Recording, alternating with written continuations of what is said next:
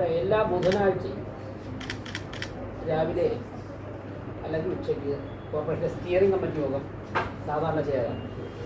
ആ steering committee യോഗത്തിലാണ് മേയറും standing committee ചെയർമാന്മാരും deputy മേയറും മറ്റ് സെക്രട്ടറി ഉൾപ്പെടെയുള്ള ഡിപ്പാർട്ട്മെൻറ്റ് തലവന്മാരും ഒക്കെ ചേരുന്നൊരു യോഗമാണ്. അതിലാണ് ഒരാഴ്ചത്തെ പ്രവർത്തനവും അടുത്ത ആഴ്ചത്തെ പ്രവർത്തനം, ഒരാഴ്ചത്തെ പ്രവർത്തനം വിലയിരുത്തുകയും അടുത്ത ആഴ്ചത്തെ പ്രവർത്തനത്തിൻ്റെ രൂപരേഖ തയ്യാറാക്കുകയും. ബുധനാഴ്ച ബഹുമാനപ്പെട്ട ഹൈക്കോടതിയുടെ ഉത്തരവനുസരിച്ചുള്ള സത്യപ്രതിജ്ഞയും ഒക്കെ ആയതുകൊണ്ട് ഇന്നലെയാണ് സ്റ്റിയറിംഗ് കമ്മിറ്റി യോഗം ചേർന്നത്. അതിൻ്റെ അവസാന ഘട്ടത്തിൽ ഹോസ്പിറ്റലിൽ നിന്ന് ഡിസ്ചാർജ് വാങ്ങിയിട്ട് ഞാൻ പറഞ്ഞു.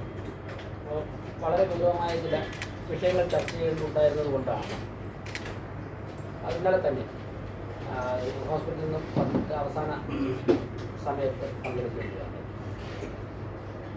നമുക്കറിയാം, കുറച്ച് ദിവസം മുമ്പ് ഇവിടെ വിഴിഞ്ഞം സോണിലെ ഹാർബർ വാർഡിൽ നിന്ന് കുറേ വനിതകൾ ഉൾപ്പെടുന്നവർ കോർപ്പറേഷൻ വന്നിട്ട് അവർക്ക് രാജീവ് ഗാന്ധി ആവാസ് യോജന പദ്ധതിയിൽ എടുത്ത് നിർമ്മിച്ചു കൊടുത്ത ഫ്ലാറ്റ് 4 വർഷം കഴിഞ്ഞപ്പോൾ തന്നെ അതിൻ്റെ കോൺക്രീറ്റ് പാളികൾ ഇടിഞ്ഞു വീണതായിട്ടുണ്ട് പരാതി പറഞ്ഞു.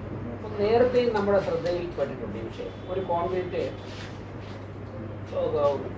പീസ് പൊളിഞ്ഞു വീണിട്ട് ഒരു വനിതയുടെ, ഒരു വീട്ടമ്മയുടെ തലയിൽ പൊട്ടലുണ്ടായി സ്റ്റിച്ച് ചെയ്തിട്ടുണ്ട്, ചികിത്സ തേടിയിട്ടുണ്ട്. ഇത് വാർത്താ മാധ്യമങ്ങളിലൊക്കെ വന്ന് ഞാൻ മേയറാവുന്നതിന് മുമ്പിൽ ഇക്കാര്യം അറിഞ്ഞിരുന്നു. അപ്പോൾ അവരൊക്കെ ഒരുമിച്ച് ചോദിച്ചു. അതിൻ്റെ അടിസ്ഥാനത്തിൽ പിറ്റേ ദിവസത്തിൽ അടുത്ത ദിവസം മരാമത്ത് സ്റ്റാൻഡിംഗ് കമ്മിറ്റി ചെയർപേഴ്സൺ ഉൾപ്പെടെയുള്ളവർ ഞങ്ങളവിടെ സന്ദർശിച്ചു.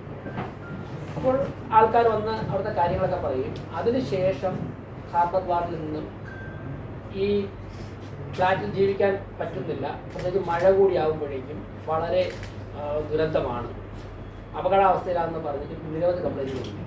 അതിൻ്റെ അടിസ്ഥാനത്തിൽ ഞങ്ങൾ എഞ്ചിനീയറിംഗ് സെക്രട്ടറിയോട് സംസാരിക്കും. ഇന്നത്തെ സ്റ്റിയറിംഗ് കമ്മിറ്റി യോഗത്തിൽ വിശദമായി ചർച്ച ചെയ്യാൻ വേണ്ടി. അപ്പം 4 വർഷം കഴിഞ്ഞപ്പോൾ തന്നെ കോൺക്രീറ്റ് പീസുകൾ അടർന്നു വീഴുക എന്ന് പറഞ്ഞാൽ അത് അങ്ങ് അറ്റം തന്നെ അന്വേഷണ വിധേയമാക്കേണ്ട കാര്യമാണ്. അതിൻ്റെ അടിസ്ഥാനത്തിൽ തിരുവനന്തപുരം ഗവൺമെൻറ് എഞ്ചിനീയറിംഗ് കോളേജിനെ സമീപിക്കാൻ തീരുമാനിച്ചു. തിരുവനന്തപുരം ഗവൺമെൻറ് എഞ്ചിനീയറിംഗ് കോളേജ് പ്രിൻസിപ്പളുമായി ഈ വിഷയം ചർച്ച ചെയ്തു. മുൻപ് തിരുവനന്തപുരം കോർപ്പറേഷനുമായി ബന്ധപ്പെട്ട് പൊന്നറ സ്കൂൾ നിർമ്മിച്ചതിൽ ഇത്തരത്തിൽ ചില പോരായ്മകളുണ്ട്. അത് റെക്ടിഫൈ ചെയ്യുന്നതിൻ്റെ ഭാഗമായിട്ട് ഗവൺമെൻറ് എഞ്ചിനീയറിംഗ് കോളേജിൽ നിന്ന് ഒരു സ്റ്റഡി റിപ്പോർട്ട് നേടിയിട്ടുണ്ട്.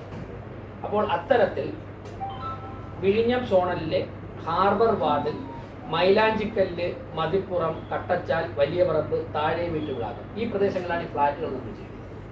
അതിൽ ഏതൊക്കെ ഫ്ലാറ്റിനാണ് പോരായ്മയുള്ളത്, അതെങ്ങനെ റെക്ടിഫൈ ചെയ്യാമെന്നും എന്തുകൊണ്ടാണ് ഈ നിർമ്മാണത്തിൽ അപാകതകൾ എന്നുണ്ടെങ്കിൽ അക്കാര്യങ്ങളും പരിശോധിച്ച് റിപ്പോർട്ട് തരാൻ വേണ്ടി തിരുവനന്തപുരം ഗവൺമെൻറ് എഞ്ചിനീയറിംഗ് കോളേജിന് കത്ത് കൊടുക്കുവാൻ വേണ്ടി സ്റ്റിയറിംഗ് കമ്മിറ്റി യോഗത്തിൽ തീരുമാനിച്ചു. ഇതാണ് ഏറ്റവും പ്രധാനമായിട്ട് നിങ്ങളെ അറിയിക്കാൻ വേണ്ടി വിളിച്ച ഒരു കാര്യം.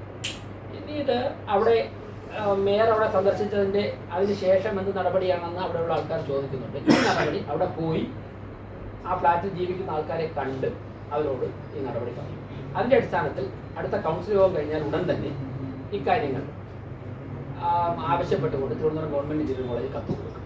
അടുത്ത കൗൺസിൽ യോഗത്തിൽ ഇക്കാര്യം സ്റ്റിയറിംഗ് കമ്മിറ്റി യോഗത്തിൻ്റെ കൗൺസിൽ യോഗത്തിലാണ് ഇക്കാര്യങ്ങൾ മാധ്യമ പ്രവർത്തകരെ അറിയിക്കാൻ വേണ്ടിയാണ് ഒരു കാര്യം ഇന്ന് പറയുന്ന പ്രശ്നത്തിന്റെ പ്രധാനപ്പെട്ട.